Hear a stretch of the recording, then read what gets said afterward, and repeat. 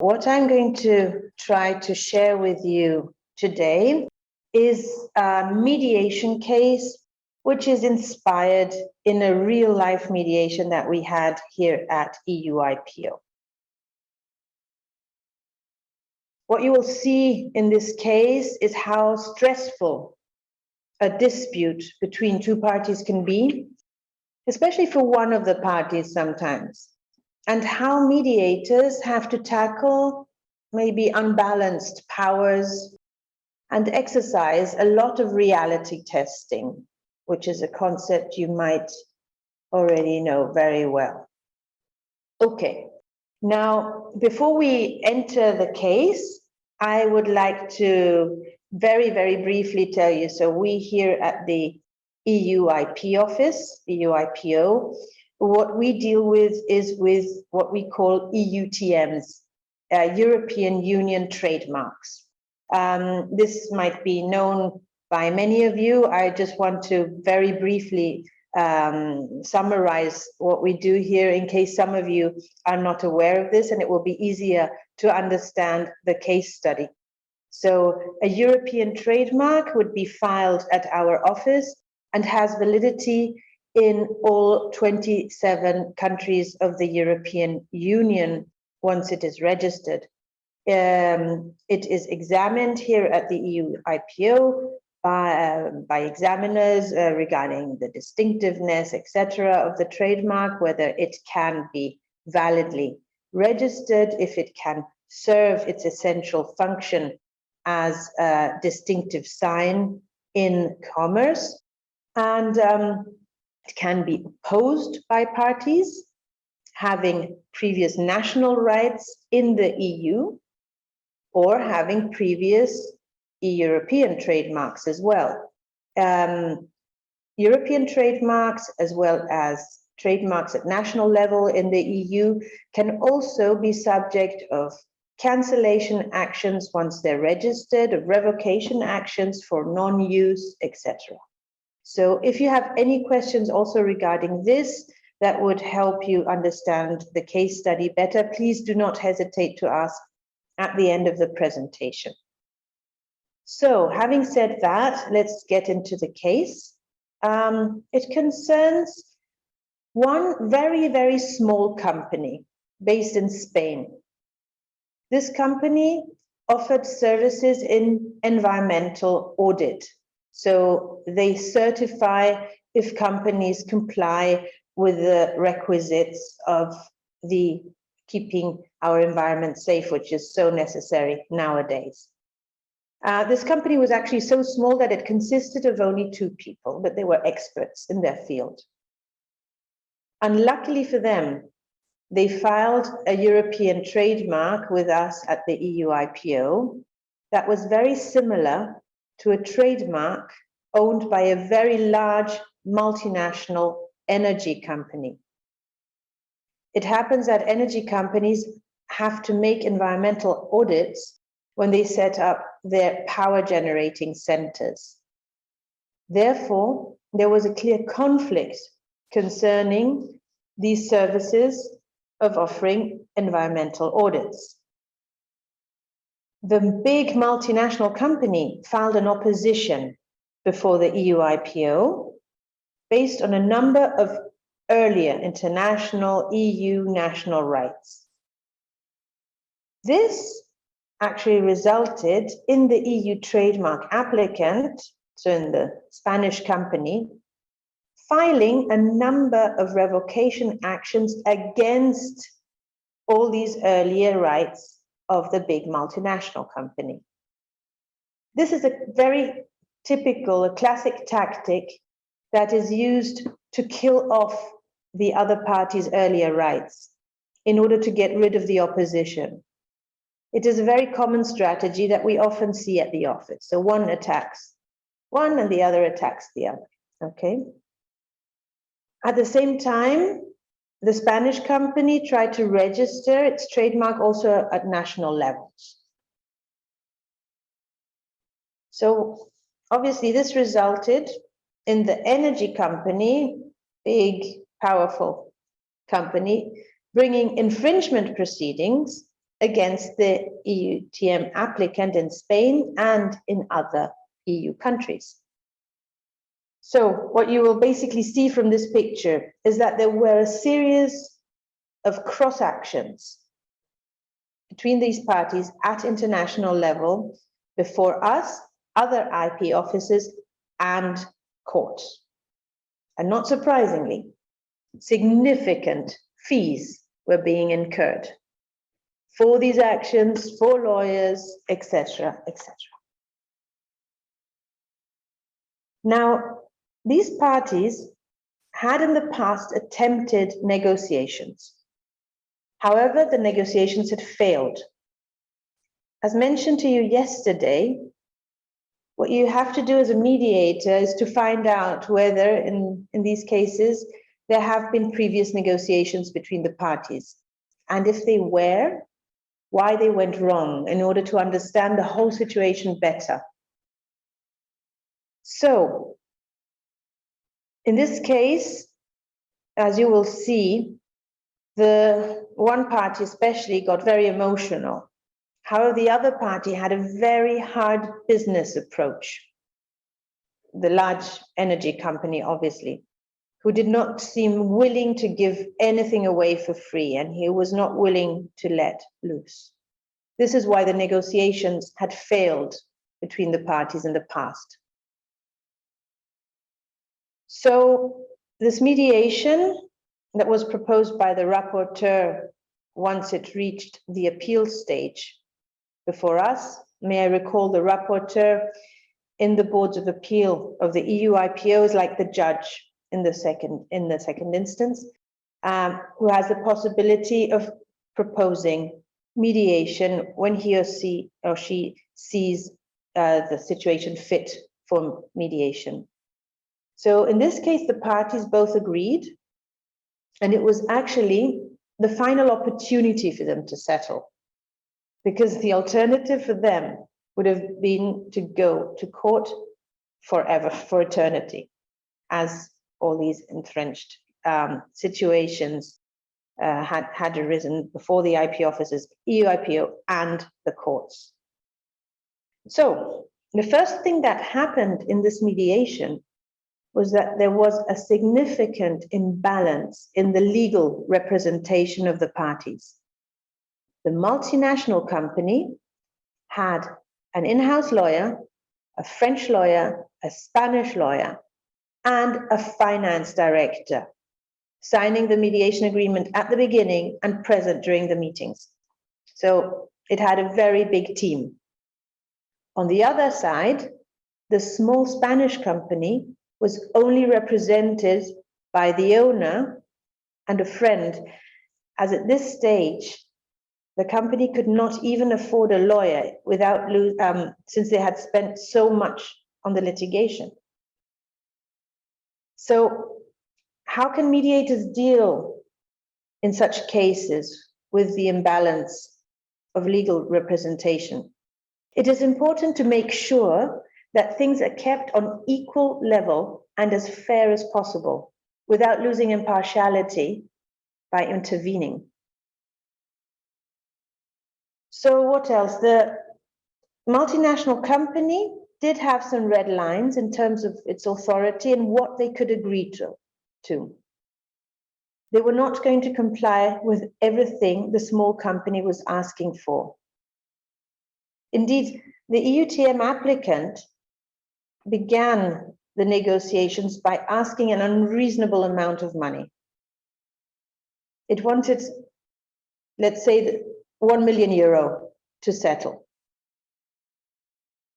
What the mediators did was ask, how did you arrive to this figure?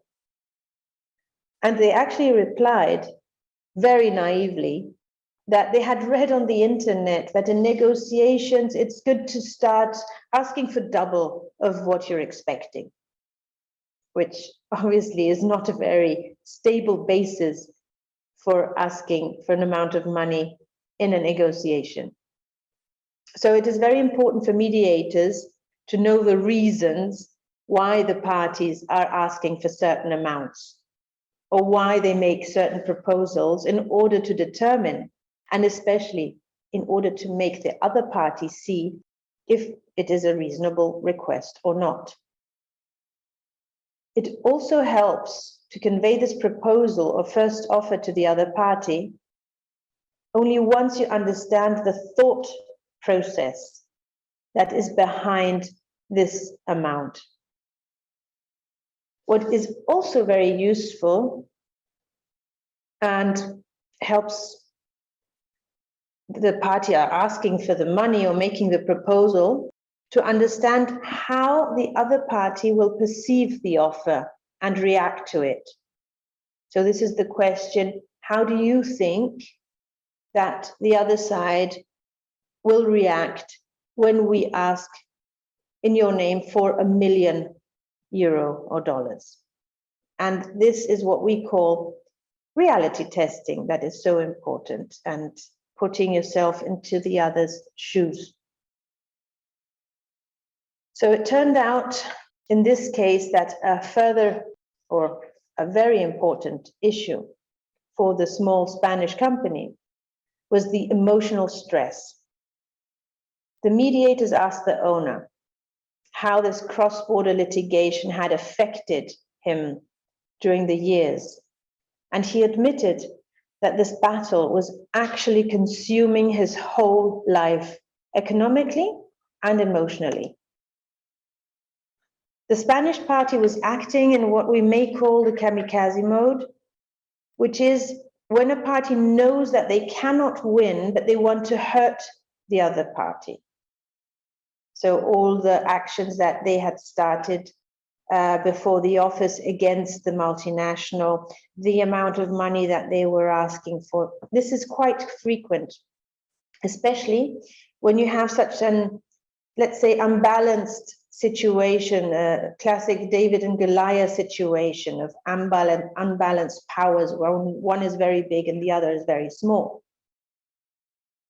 So here's when we need to try a reality test again.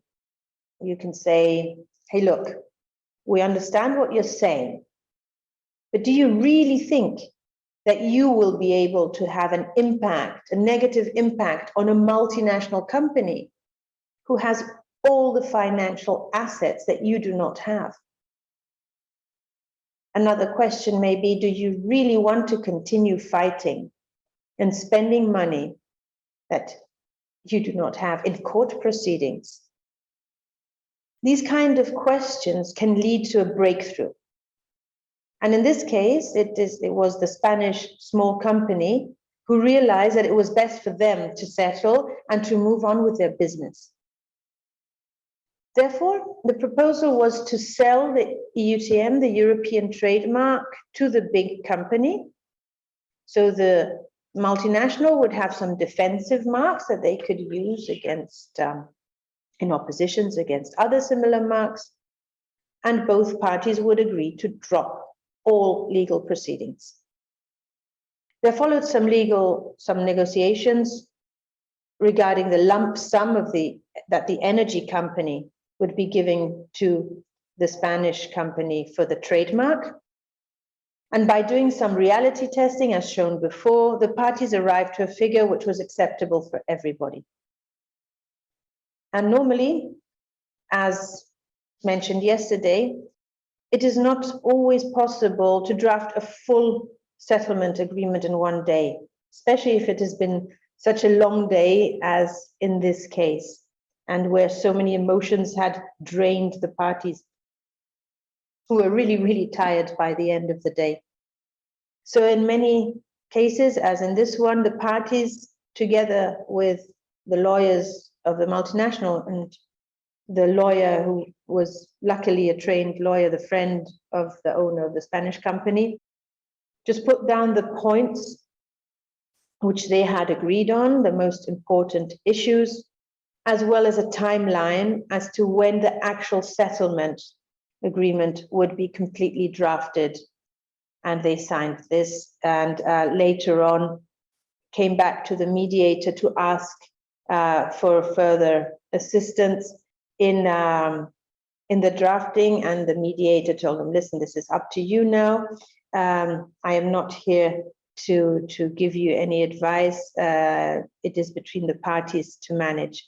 But luckily, the case ended as foreseen. They all dropped their cases, and the trademark of the Spanish company was assigned to the big multinational. So I hope this could illustrate a bit some of the issues that arise in mediations before our office. I will pass on the floor to Natalia. We are going now to talk a bit about a second case, also a case that is based on a real life scenario that we have experienced in our mediation practice here in the boards of appeal of EUIPO. It's exactly the same as it was for the case one that Alexandra just explained. So here in this case, we don't have a David Goliath situation, but on the contrary, we have a conflict between two small and medium-sized enterprises, so more or less the same, let's say, power between the companies that were based, both of them, in the EU, and they were active in a certain specific manufacturing sector. So the company A filed a number of EU trademarks at the EUIPO, and these trademarks were opposed by company B on the basis of this company B's name. So the company B was bringing forward a name in order to oppose the registration of the EU trademarks brought by company A. Both the company name of company B and the trademark requested by company A had some overlapping elements. So both companies, it's important to say that both companies had various national registrations of, for example, in the EU, in Switzerland, in China. It also turned up that in China was a very important market for both of them. So because they both wanted to enter the Chinese market, and also they had ongoing proceedings before national offices in Europe, for example, before the German intellectual property office. So as you understand, since there were issues in different countries and in different jurisdictions, both of the parties were interested to have a worldwide, a global solution to this input and as to this issue. And as we already explained during this 4 days of the seminar, an advantage of mediation compared to the traditional litigation channel is that through mediation, somebody can obtain a settlement that covers multiple disputes before different jurisdictions. And of course, this is one of the biggest advantages of mediation, that is to offer a global solution. So both parties were interested in that. That was already a common ground on which mediation could be based and start with. So so what happened? On the one, we didn't have in this case, as it was in Alexandra's case, here we didn't have imbalance in terms of nature of the company. So we didn't have a David Goliath case, but we had a difference, an imbalance, if you want, regarding the representation. So company A had 3 trademark attorneys and 2 in-house counsels, lawyers, and the CEO of the company, who was partially present, and also an interpreter. So you can count 3, 5, 7 people from this side. On the other side, the company B was represented just by an external counsel who was accompanied by junior by junior trainee and the CEO of the company. It is important to say that this mediation took place online. So as it is recommended, and I already explained that the mediation should be oriented towards the future. So we started taking the parties from the past to bring them into the future. However, this generated some disagreements between the parties, which were anchored in the past, and they expressed what we call it, that you started the syndrome. So the one was saying that it's your fault, you are the one who actually initiated this whole case. So the one blamed the other, and the one was convinced that it was the other's fault. So we need to, the point there was to try to deblock the parties, to detach the parties from this attitude that kept them in the past, in order to try to orient the discussion towards the future. This was quite difficult because the trademark attorneys of the company one, they were quite picky in the sense that they were finding always problems. They were not assisting very actively in the mediation process. And on the other side, the CEO of this company was disengaged in the sense that he stayed for a few minutes, and then he just left, saying, "Okay, I have 3 trademark lawyers, 2 in-house lawyers, so you can solve the issue." And he just left. So he seemed to be not caring about the mediation. And this, of course, frustrated the CEO of the other company who was present in the discussion. And the other CEO felt a bit, let's say, diminished in regarding the respect from the other CEO. He was saying that if I'm here, why my counterpart is not here? If I'm here, he should have been here also. So at the end of the first day, things were not going that well. There was frustration from company B sides. There were also a bit of reluctance and difficult, let's say, difficult behavior from the lawyers of company A. So things were not looking that good. So another principle that we applied here in order to overcome this seemingly deadlock of the first day is not only look towards the future, but also try to separate the people from the problem. So our objective was to get in touch with the first CEO, to ask him if the one that was disengaged, to ask him, if you really want this settlement, you need to be there, you need to discuss with the other party.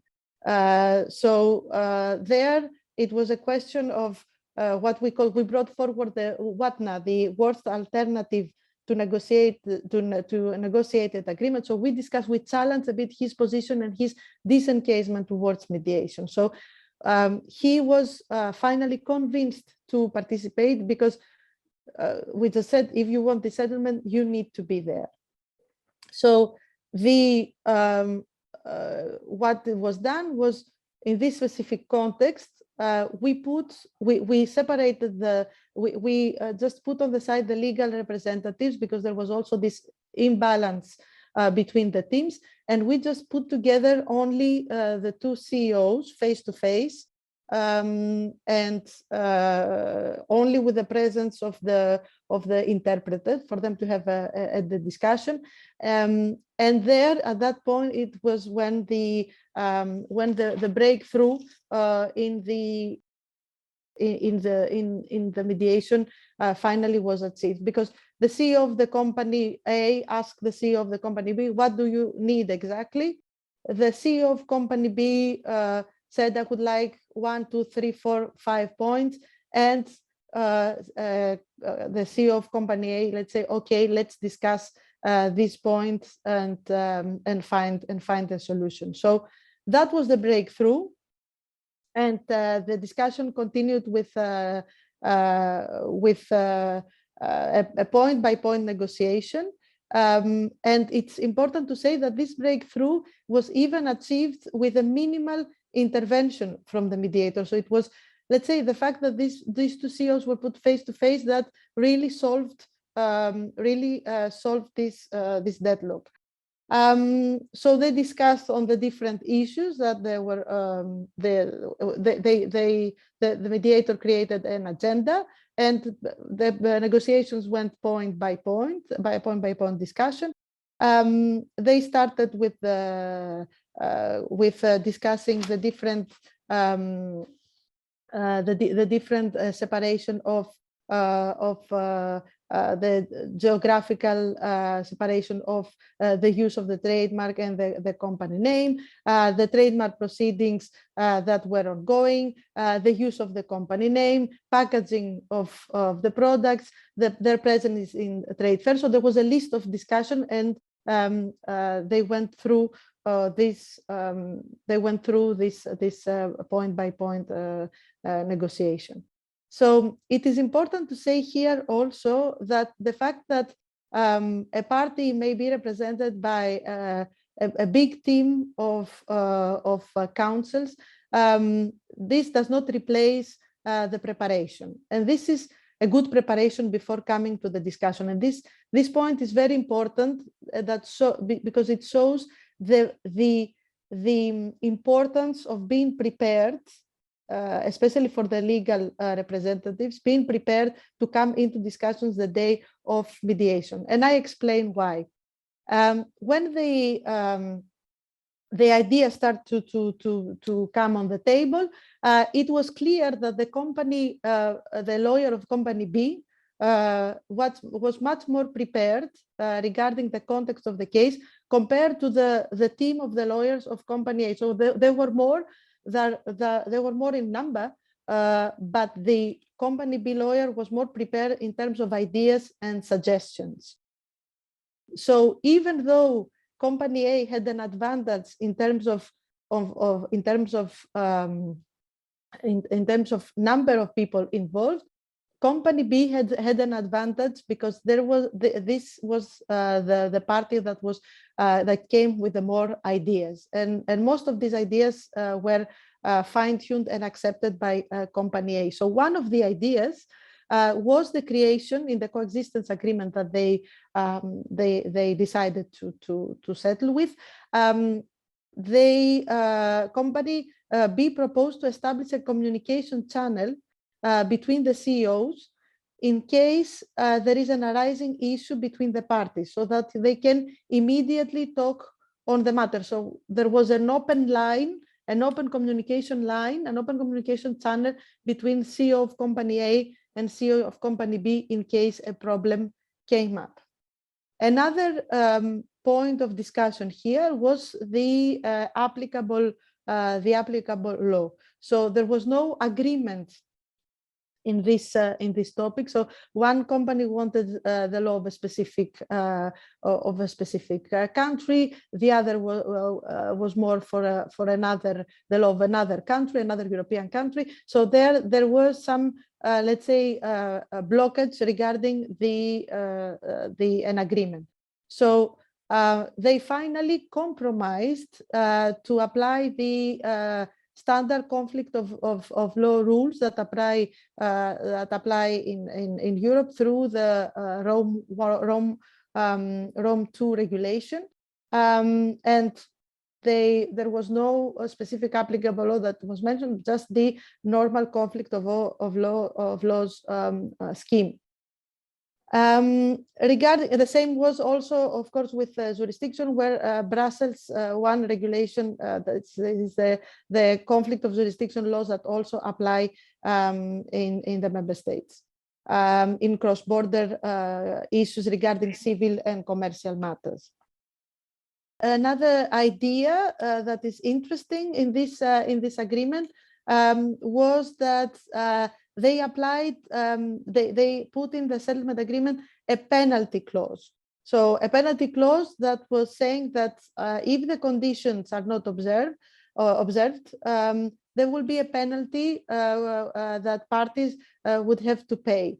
And this is also an important issue, because this indeed may enhance enforcement of the agreement, the respect of the agreement, because of course, if let's say the CEOs communicate, there's no direct link, there's no direct communication between them, they do not agree. First, they try with the communication channel, and then in case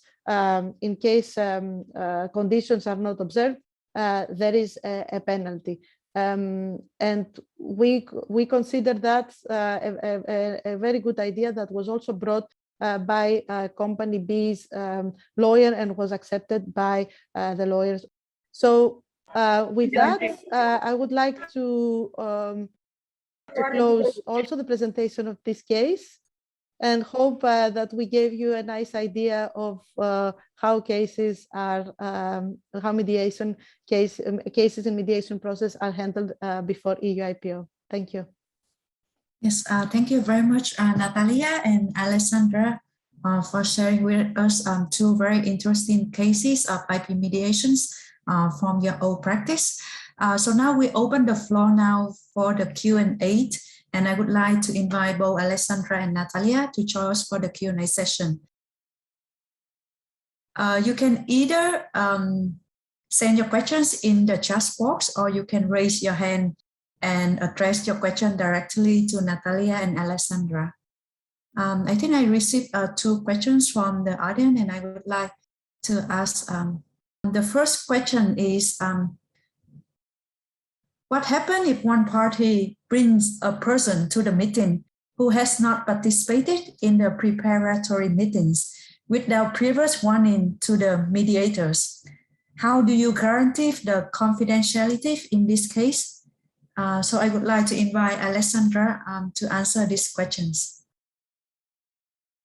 Okay, yeah, it can indeed happen that suddenly in the day of the mediation, one of the parties brings along maybe another lawyer or someone from the company who was not expected by the mediators. You will recall from our previous presentations that what we do in the preparatory meetings that normally take place online via email is that we ask the parties to sign the mediation agreement, which includes confidentiality clause. So we expect that those parties who, the people, the actual persons, the CEOs, the lawyers, etc., who will participate in the mediation sign this. This is very important because it guarantees confidentiality, which obviously might be very, very important for companies and might be actually the reason why they enter mediation, because they do not want judgment or a decision of an IP office that would be public. So if someone comes up with a person who has not signed this, the first thing we would do is obviously hand out a copy of the mediation agreement that includes the confidentiality agreement. We would explain it, and we would have this person sign the agreement in front of everybody and hand it, and we have to hand a copy also to the other side before anything is said. Otherwise, confidentiality would be jeopardized, obviously, and this is mediator cannot allow that. So the person would have to sign. The same is actually yesterday. I had an email from a party, and suddenly I saw that there was another person in copy in this email. It turned out that there was a secretary, but I had never seen this person's name before. And also the preparatory meetings via email are confidential. So I sent an email to the party and said, excuse me, who is this person? Whoever is going to participate in the mediation needs to sign the confidentiality agreement. So I attached a copy again and had this person sign it. Okay, so it's important. Yes, thank you very much, Alexandra. The next questions we received also, what if one of the parties wants to bring their own mediators who is not the EUIPO mediators? I don't know if you have faced this case in practice before, and how do you handle this case? I would like to invite either Alexandra or Natalia to have to answer these questions. I just want to say that for the moment, at least, the mediation is provided in the Boards of Appeal through our internal EUIPO mediators. Of course, it's up to the parties if they want to organize their mediation outside, not in the context of our framework. They are free to ask for a suspension of the proceedings before the boards and continue with their negotiation or mediation or whatever ADR would like to do outside the context of EUIPO. There is always a possibility for the parties, if they want to go to mediation, or if they want to negotiate by themselves, to ask for together with a suspension of the proceedings. I think, if I may chime in, the key of this question, what if one of the parties wants to bring their own mediator? So we presuppose that there is already a mediation going on, okay? And the parties have already selected a mediator. Yeah. Suddenly one says, maybe, you know, I can see this. Imagine one of the parties comes from an office where they already have mediation. Okay, a mediation service comes from one of your countries and says, okay, but you know, I would also like to have a mediator from Singapore present in this mediation. I don't only want one of the European because the other party is European. So I think it would be more balanced if we can bring our own mediator from Singapore. I honestly don't think that would be a problem if both parties agree. So both parties need to agree on the mediators. I do not see any problem. It still is a very flexible process. Obviously, the mediators would then maybe co-mediate. I think that is actually an ideal situation. We've had experiences before with Chinese mediators. And I think it would actually be a very interesting mediation and could lead to a lot of learning for both mediators. Imagine one from the EUIPO and one from another IP office mediating together a case as co-mediators. I'm sure it would be successful and would be highly interesting for the mediators and hopefully would help the parties to reach an agreement. I think it would be a beautiful idea, actually. please encourage your mediators and clients. Yes, thank you, Alexandra and Natalia. The next questions also are practical questions. How can we manage the mediation process when we face with the inconsistent fact from the parties, like they keep changing the information about the conflict or their requests? If you happen to face this case in practice, and how you resolve this one?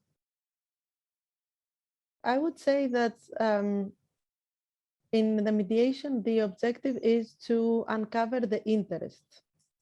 So even if at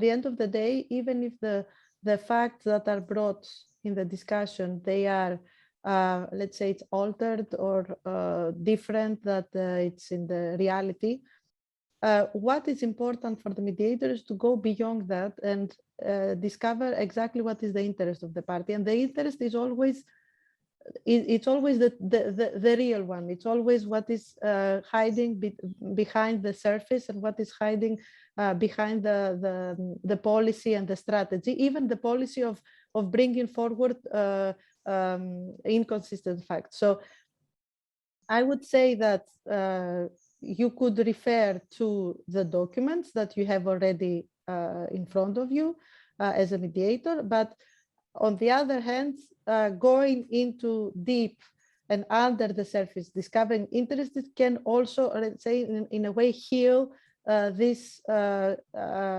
abusive strategy or tactic from a certain party. Yeah, which might not even be abusive. It might only be a Yes. reaction, right? That somebody is very insecure or isn't well advised. I can think here of two keywords. One is a very important tactic. I don't know if we had mentioned it before, which is rephrasing. Okay, what is rephrasing?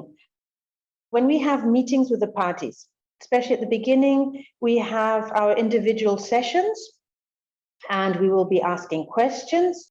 So every time we finish this meeting, which generally takes like 20 minutes, we would say, so if I've understood you correctly, what you want is this, this, this, and that. So we would rephrase, repeat what the party has told us. Another thing that is very useful, especially in physical meetings, and we can also use it online, is if we use a flip chart. Okay, so imagine we have a physical meeting. We have normally one joint meeting room, which is where we keep the parties together when they're the joint meetings. And then each party has their individual private room. In each of these three rooms, we would have a flip chart. One party never enters the room of the other. Okay, so it is completely private. This gives a sense of security. What we would do is write down on the flip chart what we are agreeing with the party. So we do the rephrasing when we finish the meeting, and then we would jot down with short points what we have been agreeing on. And this also ties the party. Okay, so I hope to have answered your question. Yes, thank you very much, Alexandra, for your answers and also for some of the tips that you give to our mediators in the audience. We still have time for one or two questions. If any audience still have questions for Alexandra and Natalia, not just for the case study, but for on mediation related questions, if you would like to ask. Otherwise, I would be interested, is any mediator in the room who would like to share some problem they had or like to share some tips? Because I am very, very willing to learn and to know if there's anything that you could recommend us or that you've experienced that you would like to share with us. That would be fun also for us to know. There are some colleagues that are sharing in the chat that they had faced some similar cases from what I see.